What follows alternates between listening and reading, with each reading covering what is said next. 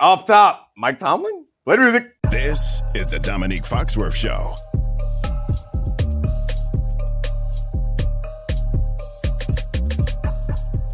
Welcome to the Domonique Foxworth Show. We're back to our normally scheduled regular season team. It's Charlie and DC and me with my buddy Jeff right here in New York City. So we had a show planned. Then Mike Tomlin is stepping down. And so everything has changed. Charlie, is there anything that we need to know about the situation before we get into this? Yeah, so stepping down is different than firing. The Steelers Right. retain his rights. If someone wants to hire him this year, the Steelers would have to trade him. It's unclear, there were the rumors about Mike Tomlin wanting to take a gap year, go to TV. There's reported rumors he prefers a warm weather climate if the fit is right. But the larger part of this is the Steelers have been one of the most competent, stable organizations in the NFL, particularly during the Mike Tomlin era. And now they're on their hunt for their fourth head coach since 1969. And this is significant for a franchise that, while they've been in the wilderness looking for a quarterback, has been able to meld personalities in a way that keeps them in the playoffs seemingly every single year during this era. So to me, that's the background. And I would want to know from you guys where you want to start with this, from the Tomlin side, the Steelers side, or somewhere else. I think the Tomlin side is pretty simple because, I think we are to assume that he's not going to take a job anywhere else. You getting any sense? I get the sense that it's a true step down. It's not like it's not like we asked you to step down. So it feels genuine that this felt like, and we were talking about it this morning, Jeffrey. This felt like this was a last dance. Yes, like that old defense. They went and got an old quarterback. Yep. And it felt like we're going to give this one more go. And they probably, if Lamar doesn't get hurt, they probably missed the playoffs. And it's a sad send-off. It's still kind of a sad send-off because that last game was ridiculous. Yeah, but I think that I'd be surprised if he took another job. Although I did a show with Mina and we had a good laugh about the potential of him going to Baltimore, which was fun and funny, but super unrealistic. Yeah, here's my thing. I think this was, even if he didn't do it, I think this was going to have to happen. Yeah. The fans were at a fever pitch for way too long. And again, and I said this all season, and everybody looks at me like I got third eye. I'm like, listen, it doesn't. Being average or one game above average every year does not mean we're doing a good job. Right, I mean, right. you have a team in the division, being the Bengals, that has been really poor. So you're going to have a chance to win some games. You're just the kind of the way that you play and where you are. You're the highest paid defense in the league. You still don't do anything with that. You can't run the ball any better. You got a 42-year-old quarterback. What if you're a fan of the Steelers, what do you look at and go, this is what we're building on? It would be one thing if it was like we got Jackson Dart or we had, Daniel Jones or Sam Dart. We got our future right here, like DK Metcalf bald. Instead, Pickens goes out and has 1,000 yards and freaking DK gets paid $30 million. The dude can't catch, last night, and he doesn't. He's got 850 yards and gets suspended for 2 games. Everything that could have gone wrong has gone wrong. And there's not a lot of arrows pointing up in that building. And the only reason you probably are where you are is because of the discipline that Tomlin has brought to that organization as to, quote, stability. But it's not. In today's time, you just had 3 head coaches with the Jags, the Patriots, and the Bears. 3 head coaches that went to the playoffs in their first year. One that was 4-13 last year and 13-4 this year. I don't even know what the Jags were last year, but whatever their record. So you can turn organizations around and go to the play and do something, right? And so it's like, I don't know. Jeff was, I think you were on top of this more than I was. And I think most of the people that we work with, because we all were super hesitant to either say that he had to go or think that he would go. So I think that's fair. But the example that you just pointed to, or the examples you just pointed to, are situations where those coaches pick places that had guys. Quarterbacks. Yeah, that had guys already. And I guess you could say that maybe Trevor Lawrence wasn't That was the biggest risk. Yeah, that was the He was biggest guy risk, adjacent, though. Yeah, he had it in, like, if you're Liam Cohen, you think you can address those things, and he has. It seems like they're better, not as good as I think they had, or not as good as I thought they were. I thought they would win that game, but generally, they're on the right. What? I did too. This is still I licking picked your them too. wounds from the Buffalo-Jacksonville game. Continue. What? Oh, right. I mean, it was last week. What's wrong with that? I can't talk about the Buffalo-Jacksonville game? Yeah. No, you can. I can continue on. Sorry, I derailed you there. Yeah. So, I mean, I think that this situation is less attractive than that. And this feels like, to me, with Tomlin leaving, I wonder how the conversation went, where it's like, was it a conversation about, all right, we're tearing this thing down. To rebuild. Yeah. Absolutely. And he was like, all right, well, I'm not staying for that. And I'm going to move on. I'll take a gap year, or I'll do whatever, or go somewhere else, because there's nothing he's done up until this point that suggests that he was going to do that. Like, it's surprising me. I know we speculated about it, but it was still surprising to me. And I guess after this, we have to figure out who's going to go to the Steelers, or who wants to go to the Steelers. Yeah, I was not nearly as surprised. I mean, I just do not see I do not see the arrows up in that building, and like I can't see it. Like, you're gonna have to get rid of. Think about how much money's on that defensive side, and a lot of it's aging, man. And like, you're gonna have to make some hard decisions. Yeah. You just paid Watt a crazy amount of money. Mm-hmm. Yeah, man. You just didn't you just redo Hayward? You got and again, they've been insanely good Steelers, but you know, when we talked about it this morning, I think one of the things that we came to that I understood and agree with, even if it's hard to put your finger on exactly how Tomlin messed up. It's like, by continuing to bring him back, like, you are suggesting that whether it's his fault or not, there's no quarterback there. So, like, he is the face. Right. So he is the face of this long stretch of, like, mediocrity. Yeah. And it's like barely reaching over 500. He is the face of that. So whether you want to say it or not, by bringing him back, you're suggesting to everyone in the organization that this is okay. And right. I still didn't expect it to happen, but it happened, and now the next move is. There are a bunch of potential next moves for Tomlin and the Steelers, but there's something I wanted to talk. First, Jeff, I think you nailed it about the defense aging, because to me, that's like Tomlin's greatest sin in this is likely wasting that defense that they've had over the last 5 or 6 years when they were truly elite by not finding the quarterback. I know it's easier said than done, just like go find a quarterback. But one of the things that they were so gung-ho about was, and this might have gotten messed up by COVID, was the Pickett pick. And that's someone who was training in their building with Pitt. Yeah. And Tomlin reportedly was a huge part of wanting to invest in Kenny Pickett as their first round pick, because he had seen the way the guy worked, and he had seen him up close in that building. And I don't know if you remember, before that draft, that was a really tough quarterback draft. People thought that Malik Willis was going to be the first guy taken, and ironically now, 4 years later, that might have been the right decision at the time. But I don't know if that would have bared more fruits for Pittsburgh. It seemed like he needed to blossom under like a quarterback specialist like LaFleur. But to me, the other, like, hang on to Ben too long, franchise legend. I understand it. Like, the guy was still standing up. It's the Pickett thing that messed up the timing.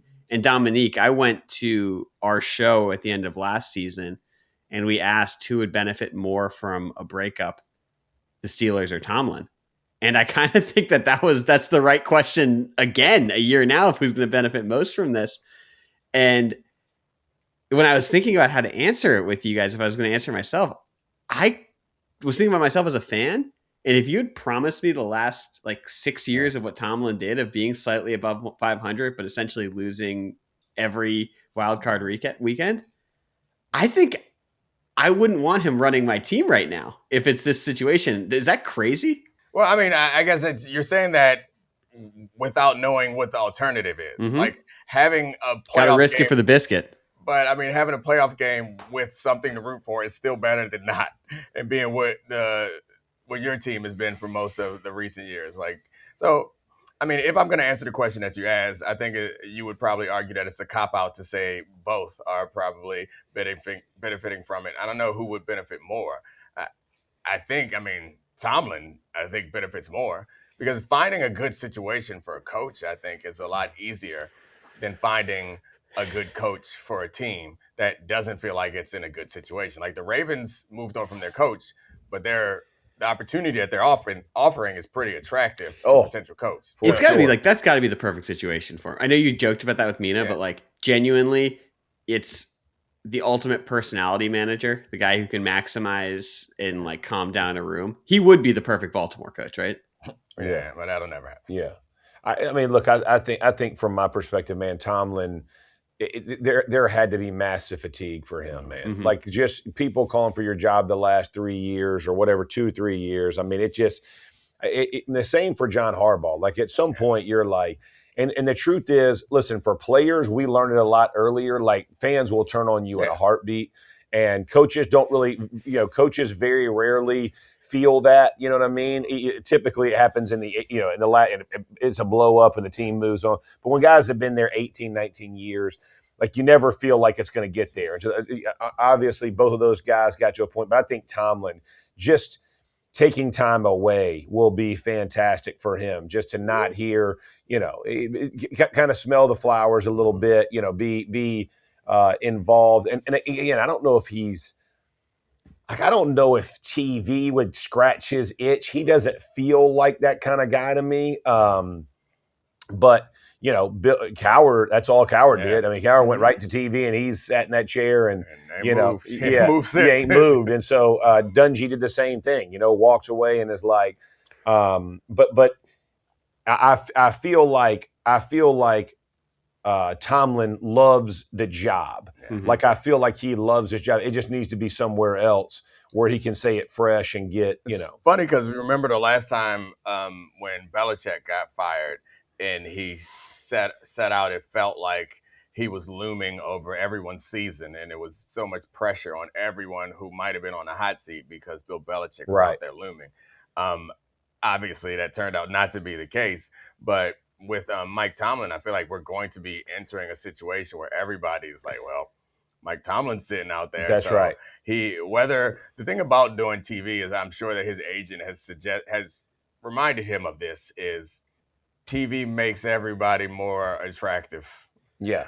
So like if you go away and he just takes a gap year, I think next year people are like, yeah, Tomlin. You 2 years out of the game, it gets much more difficult. The weird thing, whatever it's based on, the weird thing is if you go and do TV, the more he's on TV, just the more they see him, the more the more I think leverage he has, because that's what happened with Cowher. There was a stretch there for like 5 years where everybody was like, you could go get Bill Cowher out of there, and the same thing is like Gruden. Same thing with Gruden. Yeah. Jason Garrett is getting interview opportunities right now. Sean Payton. Yeah. You're right. They're all getting these opportunities and these calls. In part, I think it's because Urban Meyer. Yeah. I mean, So, I assume that his agent is telling him that, like, take 1 year off. But if not, here's a hypothetical. Crazy. Do you think there's a world where he takes this year off, the Steelers bottom out, top pick in the draft, one of the top guys, there's all these quarterbacks in that coming draft, and he's back on the Steelers sideline in 2027 with blue chip, whether it's a Julian Sayin, Arch Manning type guy. That would be awesome. I have a hard time imagining that's going to happen. Yeah, Steelers haven't hired but 3 coaches since 1969, but they're going to flip-flop after a year. Good call, Charlie. And I think the fans would revolt. And I know that we want us, like...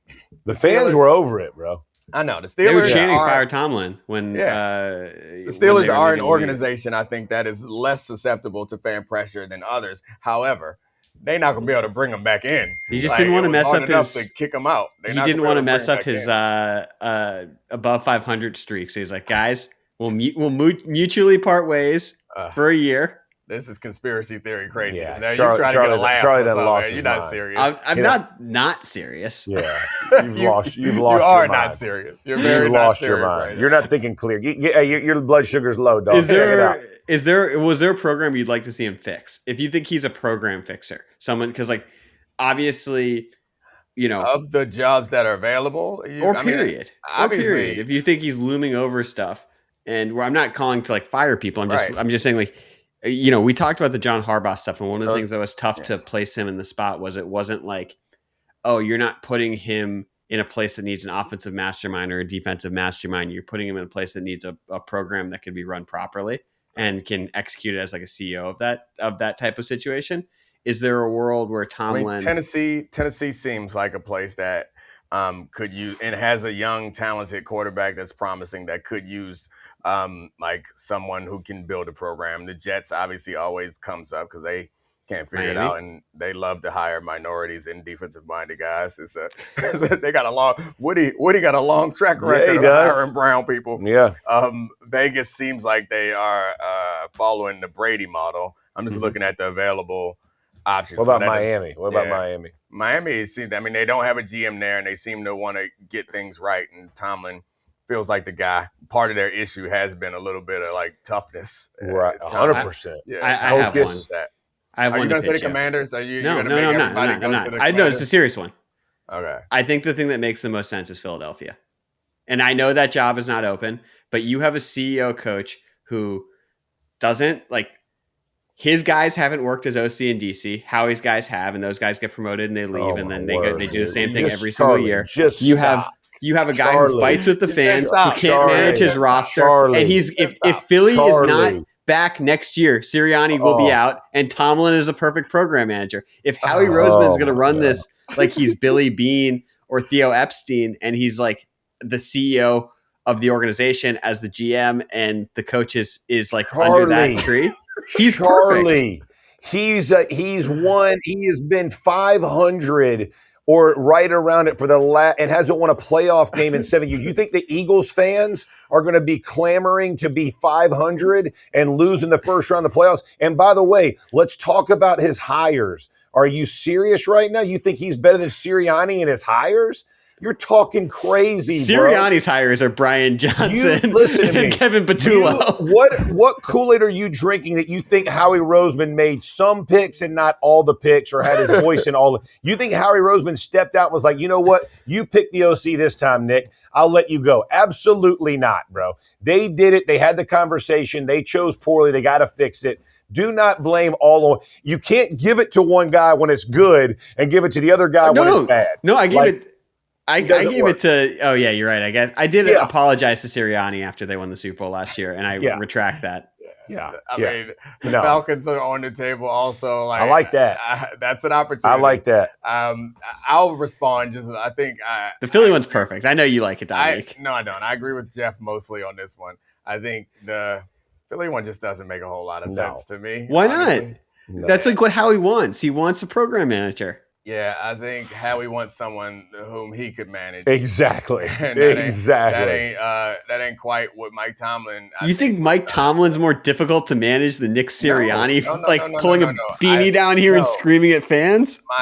No, I'm not saying about how difficult it is to manage. I think that there are some things about the hierarchy that are very clear in that organization right now that get uncertain when Mike Tomlin shows up. Right. And like that's not something that can be solved with salary or title like that. I think that changes certain things. So like Howie Roseman lived through that with Chip Kelly. He ain't going back, bro. He ain't going back. Could he be successful there? Yeah, but still, of course. But I'm not sure that is the fit for either side. It feels like the Eagles, honestly, like it feel like a fit for everybody. They're super talented. Of course, that's an awesome fit. So they've been to the Super Bowl 2 out of 3 years. They're a great fit for everybody, bro. They're a freaking unbelievable team. Howie Roseman does a great job. Right. Yeah. He's the best GM in the game. Like, what are we talking about? Like, I think the Eagles' problems that they need to address on the offensive side of the ball. And so, that's a hire. Yeah, I assume that's the hire they're going to focus on, which is why Mike McDaniel is the best option out there on the board, assuming he doesn't take a head coaching job. He's interviewing in Detroit today, and obviously that's McDaniel to Detroit's a really interesting fit because a lot of the speed they have, and obviously McDaniel comes from that tree who likes coachable quarterbacks who get the ball out of his hand, and ironically Goff is a really interesting fit in the McDaniel scheme and the amount of speed they have there. So that one I think is fun. I'm not sure if they'll let him leave the building. I know he was going up there to do that today. So by the time you're hearing this, he might be the OC of the Lions. That would be awesome. Let him leave the building. That's one of my favorite. I forgot we're at that time of year where it's like you don't let him leave. I can't let him leave the building. All right. Did you see the video of Mike McDaniel at Magic Kingdom in his full Gucci sweatsuit with the capris just vibing out on the carousel. I don't. Him doing a meta coaching carousel, I thought was hilarious. No, that's funny. The thing about Mike McDaniel that is like the full Gucci monogram is like that. You're not Dapper Dan. Like that ain't been cool since like the early '90s. Oh. What are we doing in the full Gucci monogram suit? Like you look absurd. And what are the little things he wore to stopping his legs, jogging like a little jog? Yeah, capri pants. And I don't. I mean, it's gonna be he's going to be like a hilarious personality. Yeah. If he was with Dan Campbell, it'd be such a funny personality I love fit. that. Yeah, it's a perfect combo. It'd be such a funny personality fit. Talk about like an incredible like buddy comedy show. Like those two together. But bro, wouldn't you like if you're him and you look at the Eagles and you look at the Lions, like don't you think the pathway for the Eagles is actually easier than for Detroit? I mean, Chicago's going to be legit. Right. Green Bay's going to be legit. I mean, you got some, and when Michael, you got some good. Yeah, division's amazing. Yeah, man. Like when I look at the NFC East, like with the Cowboys, the Giants are going to have to rebuild, right? Commanders are they're rebuilding. The Commanders are question mark. Yeah, the quarterback. And so now you're looking at you got the Cowboys and them.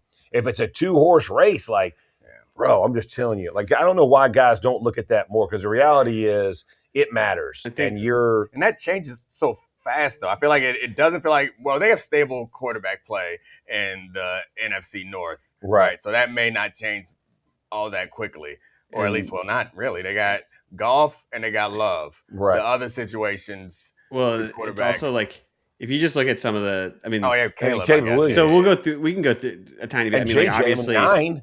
I think that that's they look alike, right? 9. Oh yeah, that's his boy.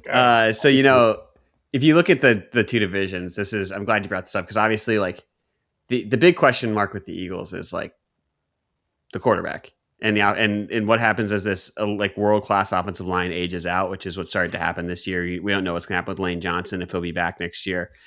Dickerson got hurt, had that meniscus injury in camp, and like he obviously wasn't right all year. Juergens went from all pro to not having a great season. Right. And banged up. Yeah, we've been talking. Domonique and I have talked about this. Like that's their identity. Their identity might have to shift a little bit. And that quarterback and at that contract, and if he has another bad year, it's going to be like we talked about this on the Sunday show. Like what the leash is with that as a franchise guy, because this is someone based on accomplishments is like tracking to be a Hall of Famer, but we don't think of him that way. And his play at the end of the season was so gun shy over the middle of the field. It's a question mark. If I were to pitch, listen, stop for a second though. Until the playoffs, he threw the ball over the middle in the playoffs, and the dudes dropped it, bro. Mm-hmm. Like I get it. I mean, but he has definitely played different in the playoffs than he has, and he understands. But he gave his team opportunity to win. I don't know, man. I think he takes all kinds of grief, and I hear so many people. Kevin Patullo just got fired. Oh, Patula's gone. Yeah, well, yeah, come on. Like, I know. It's just it's official as of a minute ago from Schefter. Yeah. They'll find. The Chargers let go of Roman, too. We announced that. Yeah, we announced it. Roman got it, and so did the O-line coach. I can't remember his name. Yeah, both those dudes got it. The Jalen Hurts conversation, I think, is like it's more interesting for the Eagles than any other team because we saw what happened with Carson Wentz. Yeah. It's like Carson Wentz was also on a like pretty impressive MVP Hall of Fame trajectory. They moved off of him for Jalen Hurts. This team is a team that would be willing to do that because they paid Carson Wentz too. Like, he got paid also, and they weren't afraid to move off of it. I know it's different. Like is that what your face means, Charlie? Like I just think I do think it's a false equivalency, but like it's not even about moving off him because he's your franchise guy. It's moving off him because he's been a sine wave. He's been up and down. And like the thing about that is like the situation is like he's he was last year, the 10th most important guy in the offense when they won the Super Bowl and he was the Super Bowl MVP. Like it's a totally unique situation because of how they built that. That was like a mid 90s Cowboys offensive line reincarnated with Saquon Barkley, Dallas Goedert, and 2 all-pro receivers. Charlie got a a perfect score on SATs. I can see it. It was a sine wave. I missed Sine one wave. It's question. a sine wave. Why don't you draw the sine wave for all the listeners so they can What's see the it? What's a equation? sine wave? Are we? Did are you we just? on the infinity Were streak? you about to ask me the square root of this couch? Yeah, put your hand in the dirt. Yeah. Block somebody. Yeah, Man. This is an unnecessary tangent. Yeah. Tangent. Way to go. Way to go. Well played by you. I would. No, stop Googling There we math go. terms. There we Get go. out of here. I use my answer right here. Get out of here. Stop Googling math terms. Well, He used that in high school for the bullies not to beat him up. He used all these jokes before. He's on his first. He's just trying to rehash them without somebody threatening to punch him. You better say it now, Charlie. Hold on 1 second. Let me think this through. Jeff, can I pitch you on why on just to get back to the McDaniel part of it, of why he could fit in Detroit if you were to make the case for it? Yeah. Which is just that even I think the Bears, I'm going to make a case I don't believe, but that they were lucky this year and that there could be some regression with how they won those games. Obviously, Caleb is such an emerging player. Ben Johnson's such a great coach. And you think the program's on the right on the way up, even if theoretically they don't get as much one possession luck next year. On a different plane. Yeah. There it is. I get it.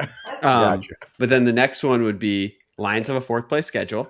Yeah. The Vikings are stuck with JJ McCarthy, and the Packers have a big question mark with Parsons coming off the ACL. The amount of injuries like Elton Jenkins, and they had Tucker Kraft coming off the ACL. It seems like the rest of their receivers and weapons can't stay healthy. They have Josh Jacobs maybe on the back nine of his career, and we don't know exactly what's going to happen with the coach there. And is there a world where that Lions job for next year, for if you're someone like McDaniel, where you could flip it around really quickly, might actually be more appealing in that division, where we look at it as a murderer's row, but maybe it's not?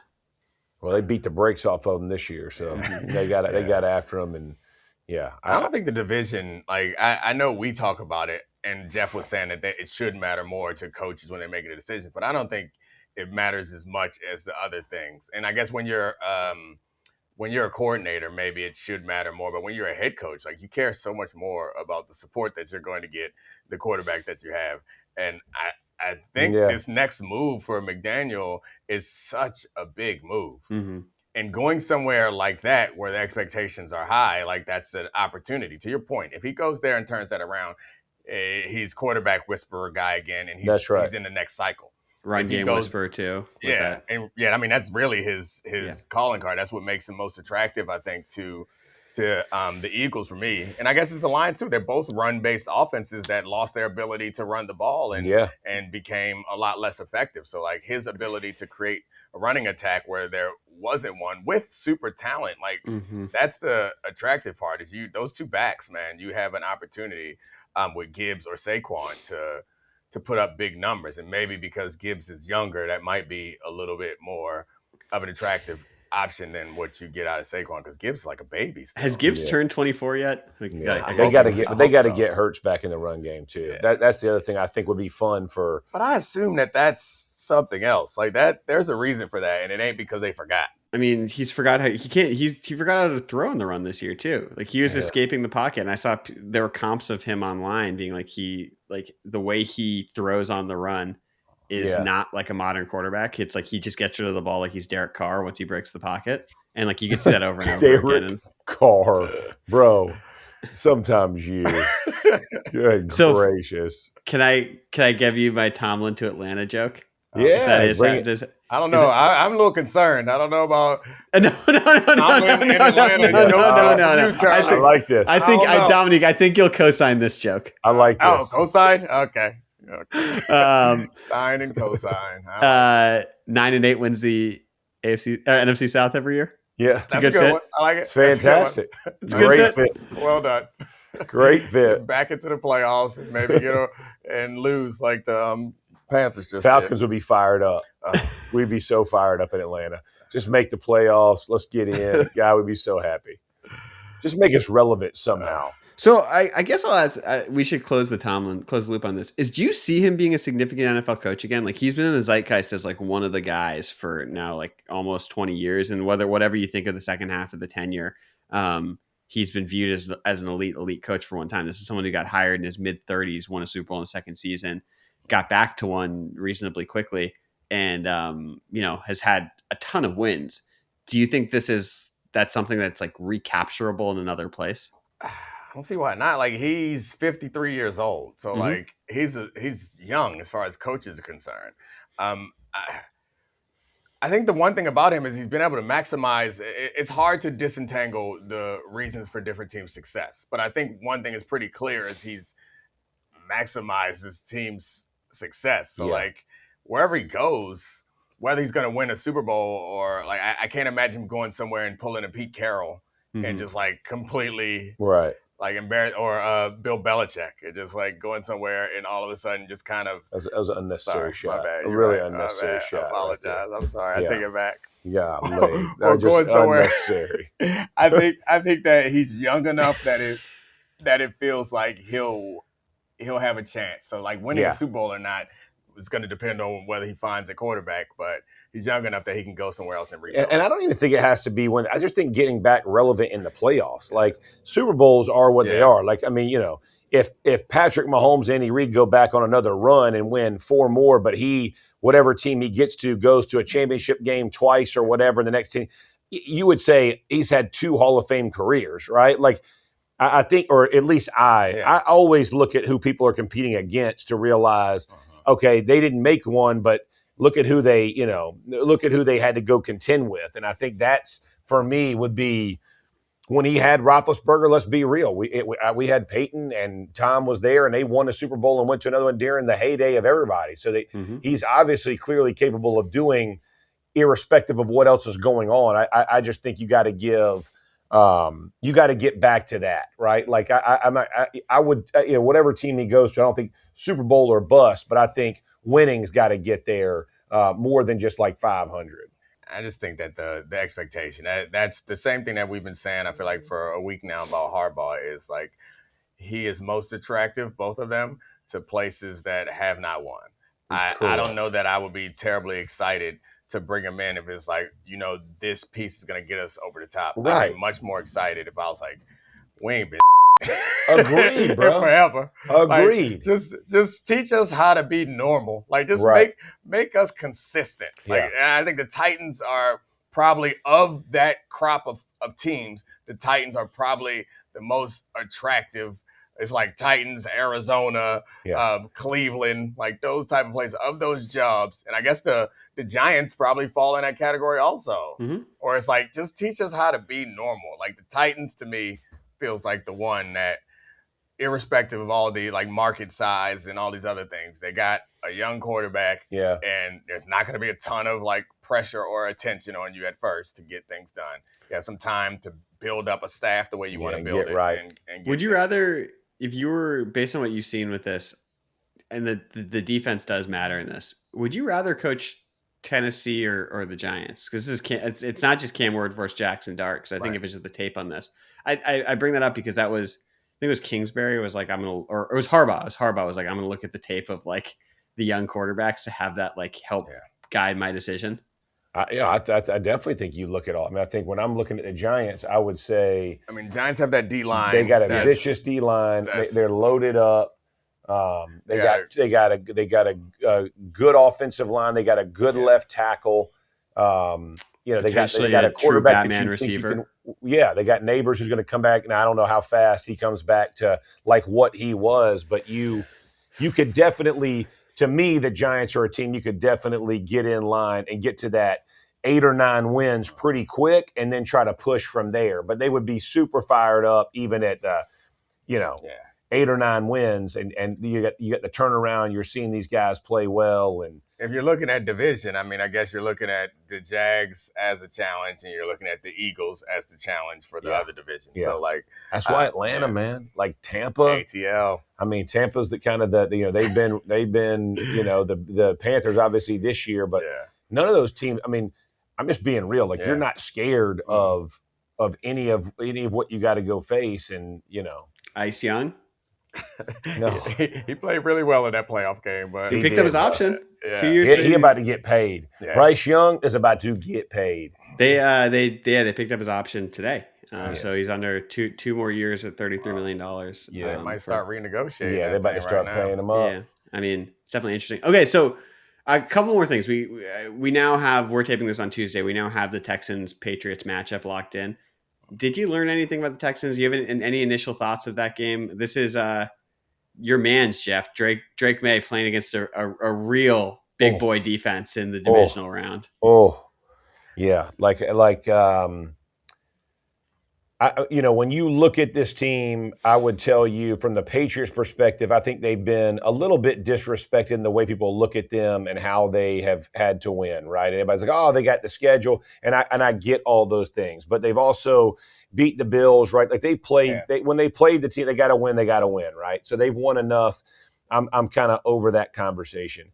I am, when you look at Houston, their defense is so freaking good. However, and I said this to you, I sent you this like 5 weeks ago. Yeah, he did. CJ Stroud, he makes me nervous, man. Yeah. Like, and listen, I was thinking about you when I was watching that game and the ball kept hitting the ground. I was like, Jeff told me this 5 weeks ago. He doesn't seem comfortable. Their offensive line gets him pressured, and he – right? Like, I thought Marks did a great job last night, like running the ball the way they did that kept them consistent, right?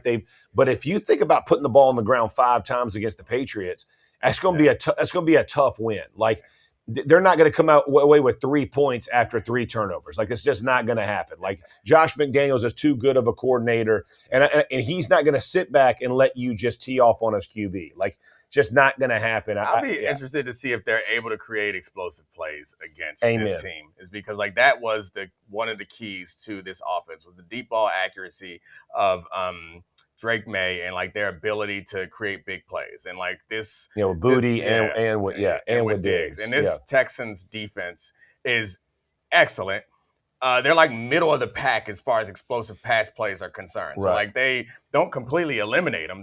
People have found ways to create explosive plays against this group. But that's going to be my question: is Drake May going to be able to create explosive plays? And as I look at this field, and we keep saying it over and over how no one's perfect, but I'm starting to lean more towards teams that are excellent at something, right? So of course no one's perfect, but I know that. I don't know what the Patriots point to and say they are excellent at this. They're good at a lot of stuff. Their defense looked better last week. But the way that I feel about the Seahawks defense and the Texans defense is like, I know they can't miss. Like Drake May had a bad game. I mean, he had an okay game. Bad first half and then he stabilized for sure. But like, he stabilized. But their defense played well enough to keep them in the game.